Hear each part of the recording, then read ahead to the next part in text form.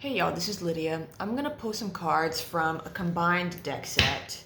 I have the Sacred Forest Oracle combined with the Seven Centers, I think it's called. Oracle deck, or the Seven Chakras, something like that. But at the bottom of the deck, we have Beyond the Ordinary, and this is going hand in hand with the Neptunian energies that are highly activated right now. And we're being reminded too, with all this energy activated, to really pay attention to where we're focusing our energy and to be take responsibility for what we're putting our attention into, because with the subconscious, with Neptune, with creativity and these magical energies activated, it's not distinguishing between pleasant, unpleasant, good, bad, what have you, good, evil, whatever. But it is this energy too of whatever you focus on, you're going to draw that in and create more of. So that includes things that don't serve us and things that do.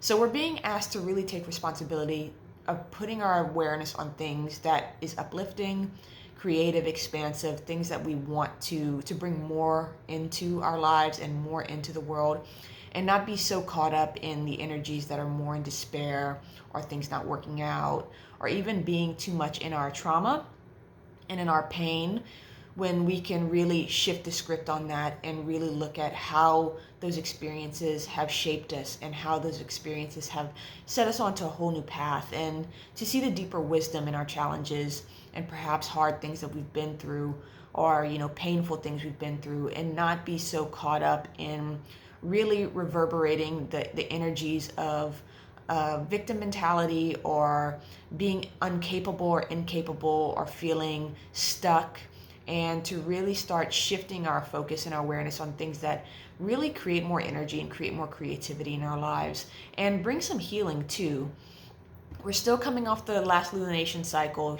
These cycles last for a full lunar cycle, and the full moon was on Chiron, which is dealing with healing and our identity and how we identify ourselves in the I am consciousness. So definitely be aware of that, and definitely perhaps even slow down and be in tune of how you're speaking to yourself and how you're thinking, and to be really gentle and loving and shifting where we aren't, so that we can draw more of that loving energy into our experience. So we have Unicorn, purity of thought, purity of our focus, purity of our awareness. Let's pull one more. And Awakening Genius. So this Genius card is guidance. It's also, a guide. I'm getting ancestor energy off this too. We're still in that ancestor. I keep getting the message and the energy of ancestors being around, but there's this energy of being guided and our genius guiding us. So those things that really awaken our creative passions and awaken our innate talents, and really going into the energies that work for us, and to be in that pure energy, because it's beautiful and it is purifying. This card wants to slip off the deck. Yeah, and it's where we wake up our power and step into our power, and to really amplify those energies that give us a sense of capability, that gives us a sense of expansive, grounded energy where we feel stable enough to step forward.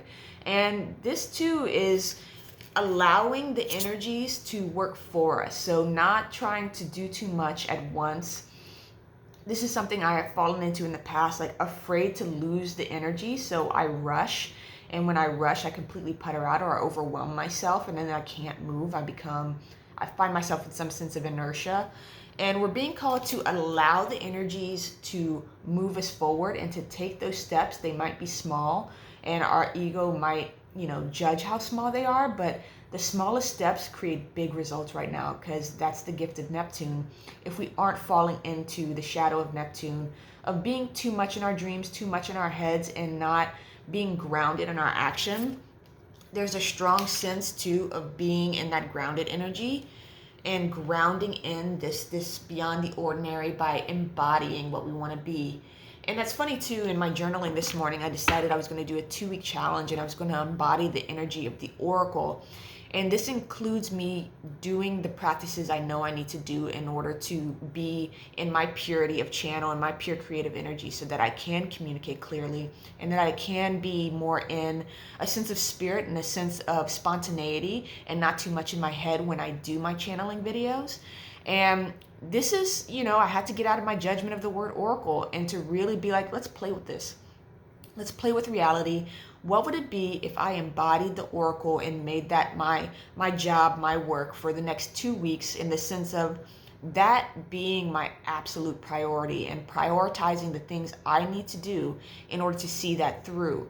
And that's what it means to ground in these creative energies. It's to embody them, to live them, to take action on them, and to be in that purity of spirit. When we start stepping in and following our genius and taking actions on where we're guided and what we feel like doing, what feels good and expansive in the moment, that is what awakens our power and our sense of momentum, and it pulls us forward in a very natural way. And we're allowed to really bring in more of that beautiful energy too, that accelerates our manifestations, right? When we're in that vibrant, effervescent energy in our bodies, we're calling things forward to us very quickly, and this amplifies a purity within our spirit, and we find ourselves less and less drawn to old habits, and less drawn to our minds wandering off into dark places, or even just being more aware of when it happens and being able to feel like we're capable enough to pull ourselves out of it and to shift the script without being in denial, without being in bypassing energy, but to observe it, to be with it, and to really ask ourselves in the moment, is this serving me or is this not serving me? And making a choice. And that's the golden ticket there, is to make the choice and to be in that energy of, okay, I'm not feeling pulled down or weighed down by what's occurring within me, or perhaps a hurt or a wound coming to the surface. It's not pulling me down. I'm more in that observational energy, and when I'm observing, I can actually make a decision, and I'm free enough in my system, in my being, in my spirit, to see it and to even actively feel that painful energy, and to actively feel it, how that hurt. And but at the same time, as we're feeling it, because we're not subsumed by it, because we're not identifying with it, we're observing it, and that creates this magical opportunity to make a choice. It's this idea of, okay, this happened, how did this serve me?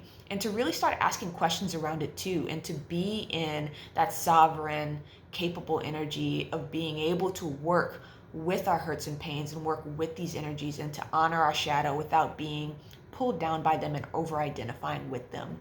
And of course, that comes into pulling in more purity into our spirit as well.